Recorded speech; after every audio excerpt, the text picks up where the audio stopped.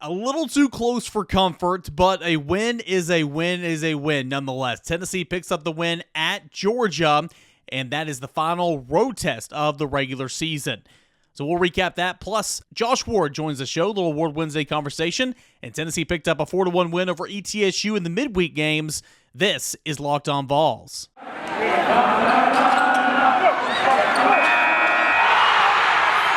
You are Locked On Vols, your daily podcast on the Tennessee Volunteers. Part of the Locked On Podcast Network, your team every day. What is up, everybody? Welcome into a Wednesday edition of Locked On Vols. Hope you guys are enjoying your week and your Wednesday here. Want to thank you guys for tuning into this episode of Locked On Vols because it's brought to you by RunYourPool. March Madness is here, and RunYourPool has a better way to create your bracket. RunYourPool.com, the premier sports pool hosting service.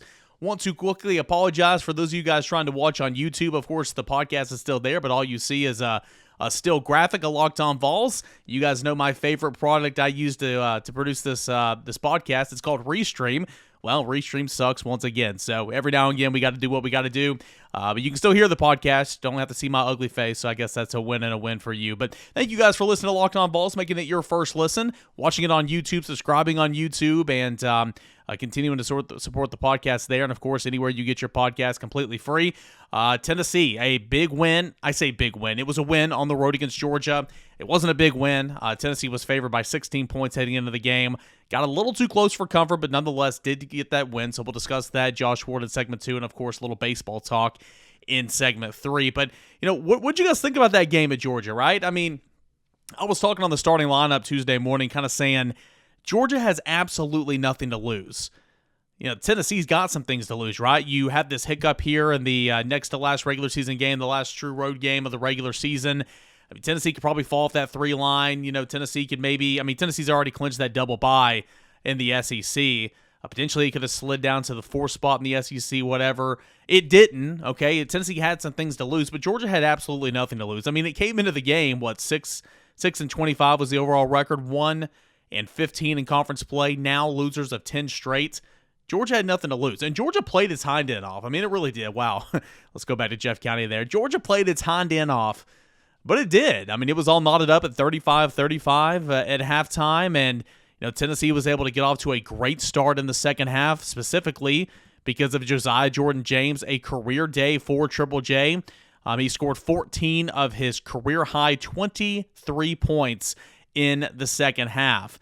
He was dynamite. I mean, he made 3 consecutive three-pointers. He shot the ball 4 of 5 from the field in the second half. He got to the charity stripe, made 3 of 4 of those opportunities in that. This is all in the second half. I mean, he looked really, really good. I mean, overall in the game, 8 of 12 shooting, 3 of 7 from 3, 4 of 5 from the charity stripe, 23 points, 8 rebounds, 5 assists. He had 4 fouls. He had to sit a little bit towards the end. But Josiah played really, really well, and he was a big reason why Tennessee jumped out and took control of this game in the second half. Now, you had Georgia that came back. In this second half, the Georgia Bulldogs, granted, you made 11 of 29 from the field, didn't shoot particularly well from 3, but you got 12 points in the second half from Cook. You got 9 points from Quindo. And those two guys kind of carried Georgia back into this basketball game when Tennessee was going through some of those lulls that we talk about overall. But nonetheless, it was a fast-paced game getting things off started. I mentioned it was the halftime score tied at 35-all.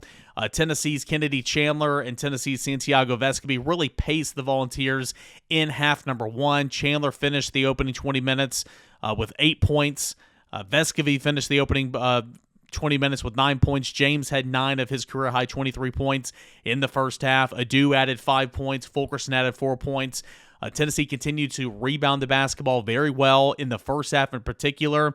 It was leading the rebounding battle 22-14, and it had 9 of its 22 rebounds in the first half came on the offensive end. That came through to 8 second chance points for the Volunteers in half number 1. Now let's look at these over the game, right? Tennessee continues to, beat up on the boards. It's a second straight game where Tennessee's looked really, really good. In that regard, Tennessee won the rebounding battle 39-28. Tennessee had 12 of its 39 rebounds on the offensive end. They contributed to 12 second chance points. Doing the little things right in a game like this, to where it's kind of like you're doing all you can just to win.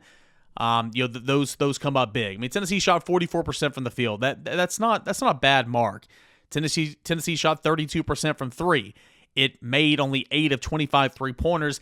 25 3-point shot attempts, that is way too many. 15 of those threes came in the first half. Tennessee was coming out guns blazing, just pulling up from three. And if you watched Florida play Georgia a couple weeks ago, if you watched some of Georgia's most recent games, teams are finding a whole lot of success shooting the basketball on the perimeter against the Bulldogs. Bulldogs' perimeter defense has not been good. So obviously that was the game plan going in, and Tennessee shot 15 3-pointers in the first half. Slowed down a little bit, only shot 10 in the second half, but overall 25. We talk about that range in terms of if you're shooting too many threes. 25 3-pointers, a little bit too many. That is well over the comfort zone for this basketball team. But again, Tennessee shot worse from distance. Tennessee shot worse than 44% from the field. Overall, it was a career day from Josiah-Jordan James that literally checked all the boxes. Again, 23 points, 8 rebounds, 5 assists. He was 4 or 5 from the charity stripe, 8 of 12 from the field. He made 3 3-pointers, including 3 consecutive to begin that second half. Looked really, really good. Kennedy Chandler just continues to do what he does. 16 points, had 4 turnovers, only 2 assists. This wasn't his best game, but again, you know what you're going to get from Kennedy Chandler. Santiago Vescovi kind of cooled off in the second half after having 9 first-half points, only finished with 11, but he did have 5 rebounds. And again, I continue to say there's not a star in the front court, but a collection of guys who are contributing right now. But John Fulkerson, did his part. Trust me, 8 points in the second half. He had 12 points overall in the game, only 3 rebounds, but he played 23 minutes and played really, really well for Tennessee in this basketball game. 10 points from Uros Plavsic in this 10 rebounds, from Uros Plavsic in this basketball game. You really, really like that. Brendan Huntley-Hatfield, 5 rebounds. You have Jonas Adu with 2 rebounds. So again, this was a team effort for the Volunteers. They got a big lead up in that second half, led by 15 with just a little under 10 minutes left in the second half, capped an 11-0 run at one point in time. But Georgia was able to come back, cut it to 4 at one point, and utilize an 11-0 run of themselves to get back in this basketball game towards the end. But ultimately, Tennessee was just a little bit too much as Georgia finished 2 of 10 shooting from the field. So again, Tennessee was not overlooking Georgia, in my opinion. I think Georgia just came out and was shooting a lot and making a lot of baskets there in that first half. I think Georgia played like a team with nothing to lose whatsoever. Had 3 players scoring double figures. We mentioned Quindo that led the way. Well, he had 16. Cook had 17. Then he had Bridges having 10. It just kind of was what it was. Tennessee survived, right? Tennessee escaped Athens on a night where you scored over 70 points and you allowed the opponents to shoot 45% from the field and making 7 of 23 from distance. So that clip is pretty good in Tennessee's favor. Total turnovers, though, 12 from each team. 12 total turnovers. Say that 10 times fast. Tennessee able to score 14 points off turnovers. Georgia able to score 12. So it is what it is. It's over with. Now you get Wednesday, you get Thursday, you get Friday to rest. Then you got a big showdown inside Thompson-Boling Arena as Arkansas comes to town. That's what everybody's been waiting on. Glad Tennessee didn't stub its toe, slip up. This would have been just a horrific loss, but Tennessee didn't lose it. It is what it is. That's the game of basketball, right? This Georgia team, as bad as it is, we talked about in the preview, as bad as this Georgia team is, it does have a win against Alabama. That's a top 25 team this year. Alabama is a disappointment in the SEC, but that's still a top 25 team this year. Has a win against Memphis. Memphis is likely making the tournament now. And it took number 1 at the time, Auburn, to the wire back on February the 5th, losing 74 to 72. So it's basketball, right? It happens. Tennessee was able to escape and survive Tuesday night. Final score, 75 to 68. So I was covering Tennessee baseball on Tuesday night. We'll talk baseball in segment 3 a little bit.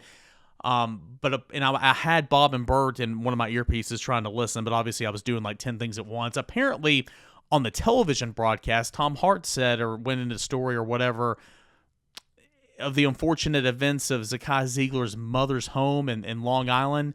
It either burned down or it suffered a house fire of some sort. Some damage was told. I didn't watch the broadcast because I was covering Tennessee baseball. That's awful. Obviously, I'm not breaking any news here. That's horrific. According to Tom Hart, it was keep your eyes peeled as Tennessee's going to announce a way you can help the family. And then I think that Tennessee's going to announce some type of way, whether it be a link, a press release, whatever it can be, that you can send money, maybe a GoFundMe of some sorts, to wherever you can send money to help the family, and it tries to recuperate the loss of either the house or a bunch of damages. So that's just awful. I hate when that happens to anybody.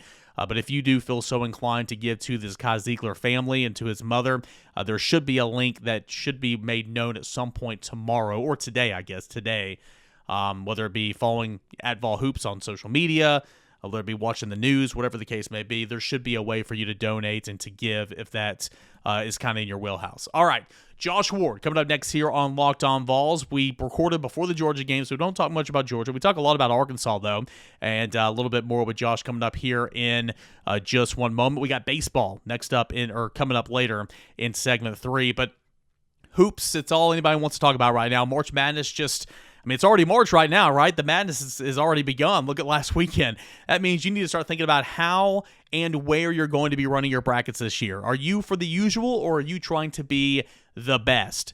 We've done our homework, and here we're going to run our brackets through RunYourPool.com. Along with the standard brackets, RunYourPool offers game types like Survivor and Pick'ems. They have all the options to edit your scoring, and they even offer more intel to make your picks, all the stuff that ESPN brackets and CBS brackets don't offer.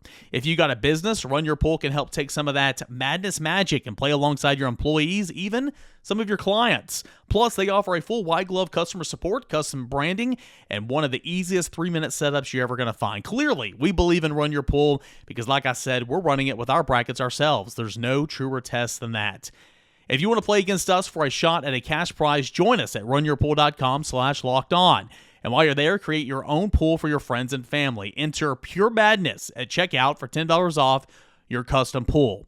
All the rules and details will be made available there. Again, that's runyourpool.com/lockedon for a chance to win a cash prize. We look forward to seeing and beating you there. And let me tell you about my friends at Rock Auto, okay?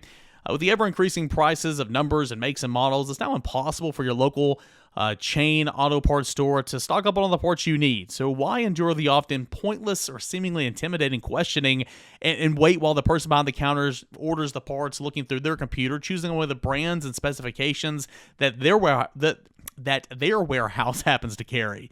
You've got computers. You have access to rockauto.com from your phone in your pocket, and you can do it yourself. Save time and money when using rockauto.com. Don't spend up to 30%, 50%, sometimes even 100% more for the same parts from a chain store or a car dealership. Rock Auto is a family business serving to do-it-yourselfers online for over 20 years. Okay, Rock Auto's prices are always so reliably low for every single customer. From brake parts to tail lamps, motor oils, even new carpets, RockAuto.com has it all. Go explore their easy-to-use website today and find the solution to your auto part needs. So go to RockAuto.com right now. See all the parts available for your car or your truck. Write Locked On in the How Did You Hear About Us box so they know that we sent you. Amazing selection, reliably low prices, all the parts your car will ever need. Visit my friends at RockAuto.com. That time of the week, we welcome in our good buddy Josh Ward for a little Ward Wednesday action. Josh, what's going on, man? Hey, lots happening. This is a fun time. March is here. Yeah, March Madness can officially begin. Yesterday was March the 1st, and Tennessee basketball playing some good basketball. Again, it's that Tuesday tip, so we're recording this prior to the Georgia game, but all intents and purposes, that is not a very good basketball team. Tennessee coming off an impressive win over Auburn, and Tennessee getting a lot of love from Joe Lunardi from the AP poll, one of the better playing basketball teams in the country right now. Absolutely. Tennessee has really high-quality wins with those wins at home against Arizona, Kentucky, and Auburn. Arkansas coming to town this weekend can be another one for Tennessee's resume, which really is impressive. Tennessee has played a lot of quad one games, so the highest level of opponents, whether we're talking about coming to Knoxville or Tennessee traveling on the road or playing neutral site. And Tennessee's resume does lack the big-time wins away from home that's been repeated over and over again over the last few weeks. There will be a chance maybe to add to that or to build that up a little bit in the SEC tournament. But just the way Tennessee's playing, the defense all season has been really good, and I think it's improved as the year has gone along to where some of the metrics out there have Kennedy Chandler as the most valuable defender in the country. He's in that conversation. Josiah-Jordan James is extremely valuable to what Tennessee does on defense. Vescovi's improvement the last 2 years to the way he defends now, and then Ziegler, what he's able to do coming off the bench, it's really driven this team. And then as the season has gone along, offensive production has improved. Being at home, I'm sure for some of these games we're talking about, has helped with that. But it's a high-quality team. They have real depth, and the big men have stepped up since Olivier Cumwell went down. That was a real fear for me. When he went down, is okay, you have some young players that we've questioned as this season has gone along. Now they have to step up, and they have. Huntley Hatfield and Adu. We knew Fulkerson would have to play an important role, and what Plavsic did against Auburn I thought was valuable. So just kudos to everybody because it's taken a collective effort for Tennessee to be at this point. He brought up that front court presence, and it's not been one guy. It's really been all four of them, to be completely honest. At points in times, you had Jonas Adu that emerged. Brandon Huntley-Hatfield's, of course, in the starting rotation. He played well against Auburn. Uros Plaff, just the way he started SEC play, the way he's kind of been there. It was big on the boards against Auburn as well. John Fulkerson in and out as well. One of my favorite stats from Saturday's game was Brandon Huntley-Hatfield had as many offensive rebounds as Walker Kessler had total rebounds. Again, I think it was Chris Dorsett tweeted out and said, hey, Tennessee does not have a star in the post, but they've got a lot of options, and that's why they're going to win this basketball game. Tennessee bullied Auburn. I thought that was very, very impressive. Again, it was a collection of the guys, but I think that type of performance, being big on the boards, that type of, not just one guy, not just two guys, but really the four of them will give Tennessee a boost. Hopefully what we saw against Auburn is something they can carry on. Yeah, and it has to be a confidence boost, and doesn't mean every performance is going to be great, but we were talking about Jonas Adu going into the Auburn game, and there wasn't as much conversation around Huntley Hatfield, and then he stepped up, and that's what this team needed. So that's true. There's not one star. The closest would be Fulkerson in terms of it was a star-level performance against Arizona and what he did against Kentucky at home, and we've seen him do it in the past. So that's still the guy you probably point to say, okay, if somebody's going to step up and have a big game, but against Auburn, Huntley Hatfield hits a big shot when it's an 11-point game, and he hits that three. It's one shot in the middle of the game, but it really was an important one in that moment, considering what if he misses Auburn, what if they build the lead from there. So I give credit because they knew that they had to step up as well, and that can help Tennessee right now. It can help for the future, too. We're talking about young players with real talent, and now starting to show the signs of what we expected from them when they arrived at Tennessee. It's absolutely something to build on over the next few weeks, and Tennessee's certainly hoping over the next couple of years. Whether you're looking at Joe Lunardi's latest bracketology, the top four lines, whether you're looking at the AP poll, teams right in front of Tennessee include Villanova, Texas Tech, teams on down the line, of course, to the 3 line or to the 2 line. You've got Auburn, Kentucky. You've got Arizona down there as well. How important was it to schedule? Some of it's out of your control. Texas, so that was the Big 12 SEC Challenge. Some of these were preseason tournaments, but how important was it to schedule that quality of competition in the non-conference play to prepare Tennessee for what is a pretty tough SEC slate this season? I thought it was really important at the beginning of the year. It's one of the things that I've liked most about Rick Barnes being Tennessee's coach is he has great experience scheduling. He has the connections to get those kinds of games and get in tournaments, things like that, and Tennessee benefits from it. Obviously, you would prefer to have an extra win or two out of those games, at least one from away from home, which they would want too. But in terms of building the team, getting the experience against those kinds of teams for conference play, and then for the resume, 14 quad one games before Arkansas comes to town, so you're going to have at least one more and then potentially add to it in the SEC tournament. The tournament committee will credit you for that. Again, you need to win enough games. If Tennessee had played 14 quad one games and they're 3-11 in those, well, then you're just not very good. But Tennessee has a good enough record against that amount of that many games against that quality competition. Then I think it helps, and maybe you'll get another shot against one or two of those teams. So losing the head-to-head, maybe it ends up biting you if you're looking for a 2 seed and you end up being a 3. But I think playing that amount of games helps Tennessee go from a 4 or 5 level team to a 3 seed if the Vols take care of business against Arkansas this weekend. And is that why Arkansas is kind of still at that 6 line right now in the latest projections? Because I remember when Tennessee played Arkansas the first go-around, I'll dive back into the numbers here this go-around here later this week. I think per KenPom, it was like the 33rd toughest schedule in the country. whereas Tennessee is like third or fourth. Yeah. Auburn's up there, Alabama's up there. Do you think why, arguably the most impressive team in the SEC this year is Arkansas? It's beating the Big Three, but it's still not getting that love in terms of those projection seedings. Yeah, if Arkansas fans are asking, hey, we're on this big winning streak. We have all these wins in conference play. Why aren't we moving up higher? I think that's the answer. Well, your level of schedule is not good enough. Now, if Arkansas comes to Knoxville and wins, that would provide a big boost for the Razorbacks. So that's why this weekend is still so important for both teams. Tennessee more in the take care of business, hold home court, and finish off unbeaten at Thompson Bowling this year. But yeah, that's the difference. If you flip strength of schedule, then you're probably flipping spots for Arkansas and Tennessee. And Arkansas's record, maybe it wouldn't be as good. Although, remember earlier in the season, there was a question, what's going on with Arkansas? They actually, of the top four teams in SEC play, they have the one home loss. It was by a point against Vanderbilt early January. So they've gotten a lot better. But, yeah, that's the difference to me. Tennessee's won enough games against the really good teams that they've played, and they've played a bunch of really good teams and a bunch of those games away from home. So, again, you'd like to win one or two of those, but simply showing up and playing those games, because they got blown out in a few. Villanova blew out Tennessee early on in the season. We're wondering what's going on, and it wasn't the prettiest performance for sure against Texas Tech or even Texas for a lot of the game. But they were there, and they played them, and the committee will recognize it. Last thing for you, Josh, the SEC Media Days schedule for 2022 came out. It's really a Friday afternoon news dump, to be completely honest with you. Tennessee picked to go on the last day, Thursday, along with Brian Harsin of Auburn and Jimbo Fisher of Texas A&M. Thoughts on Tennessee select? We don't know if it'll be in the morning or the afternoon. I would assume that Tennessee will be paired because you got two very intriguing coaches that will be there on that day. I would assume Tennessee will be paired with one of those in the morning, and then the other one will be a holdover to try to, get people to stay. Your thoughts on Tennessee selection and kind of the groupings of head coaches overall for the SEC Media Days? Yeah, there will be very little attention on Tennessee. Now, I think that week there will be talk about Tennessee whenever we get to the football talk, because, Media Days week is often about the drama and the controversy and all that. And that day, that'll be the case with Brian Harsin, with what will have happened in Jimbo Fisher's offseason. I was going to say conference realignment, Texas and Oklahoma who knows? coming to the SEC. There might be news that breaks during the week, like this past year. That's when it was at Media Days where we learned of Texas and Oklahoma. You're right.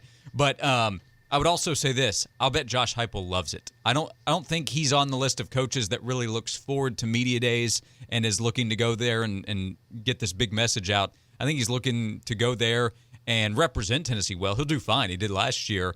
But I'm sure that he's happy to go, say what he needs to, do his appearances, and then get back to Knoxville and get back to work. So I would have scheduled something a little bit different for Tennessee, but Josh Heupel probably would have paid for that slot. Hey, you can go deal with Harsin and Jimbo Fisher and talk about all the whatever with those programs, and we'll just get down to business. I think the Tennessee talk will actually be leading up to that last day when we talk about programs that are on the rise, teams that can make a jump. We're already seeing some of that this offseason, and there will be more of it because Tennessee will be probably picked in the top 3. I think there's a good chance of that in the SEC East standings. So I think Josh Heupel's happy with the draw for this year's Media Days. A lot going on in the world of Josh Ward. Got some vacation coming up. Got some transition in your life. What's going on in the show, Sports 180, that you host 12 to 3 every single day? Yeah, 12 to 3. You'll find me, Heather Harrington, with the announcement last week. She's moving to WIVK, our big-time country station at Cumulus in Knoxville. But, we're still talking about everything going on with Tennessee. The sleigh ride, I always plug that because fans love it and should. Ron Slay every Tuesday from 1 until 2 Eastern time. So you can go back and listen to that in Apple Podcasts and everything else going on. A lot of football talk, off-season's here. But we are not taking any time off, as you aren't either, talking Tennessee football. Give him a follow on Twitter. That is Josh_Ward. Josh, thanks so much, man. Thank you. Let me tell you about Built Bar. Josh and I both are big fans of the Built Bar. They are, swimsuit season. It's coming up. It's about to be 70 degrees here towards the end of the week. If you are looking to lose or maintain weight, still get that protein in there and find a healthy alternative to some of those unhealthy snacks like those candy bars, let me encourage you to check out Built Bar. Go to Built.com. You'll browse the tons of selection. The new Puff Bars are really, really hot right now. Creamy, marshmallowy, cinnamon, all that, and more. They've got different flavors of that brand as well. But the big thing about Built Bars are when you compare it to a normal candy bar, A candy bar might have around 240 calories, but a Built Bar, it's only got 4 net carbs, 4 grams of sugar, 130 calories, but it's got 17 grams of protein. Great selection. They're all tasty. Oh, and they're all covered in 100% chocolate. Yes, 100% real chocolate, but it's full of protein. If you like what you're hearing right now and you want to check it out for yourself, go to Built.com. While you're there, put in Lock15 for 15% off your next order. That's Built.com, Lock15 for 15% off your order, all at Built.com. Welcome back in here to a Wednesday edition of your favorite podcast, and of course mine. It is Locked On Vols. I'm Eric Cain, guys. Thanks so much for hanging out with me here today and making Locked On Vols your first listen. Again, apologies if you're trying to watch on YouTube. You can still hear, and that's great. You got a cute little thing that says Locked On Vols on there. Shout out Restream, you're awful, but it happens. So we just kind of roll with the punches here late at the time of the recording, which is on a Tuesday night. All right, let's talk a little baseball, shall we? Now, there's a huge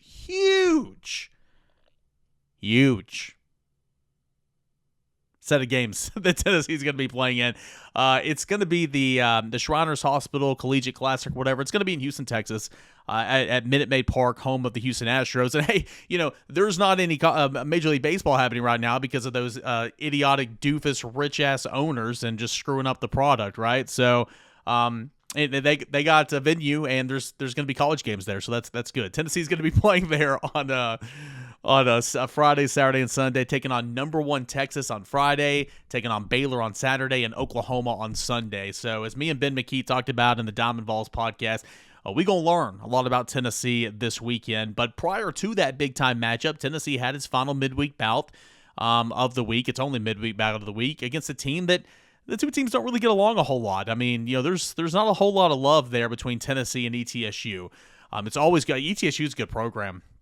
Always good games. Remember last year, you might not. I had to be reminded today before the game. But remember last year in the midweek bout, it took a Jordan Beck walk-off home run, I believe in extra innings, to put away ETSU for Tennessee to get that win in the midweek last year. But last night, Tuesday night, Tennessee, a 4-1 winner over ETSU.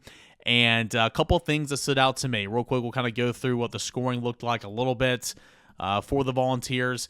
Tennessee jumped out and put 2 runs on the board in the bottom of the 4th inning after 3 quick scoreless innings.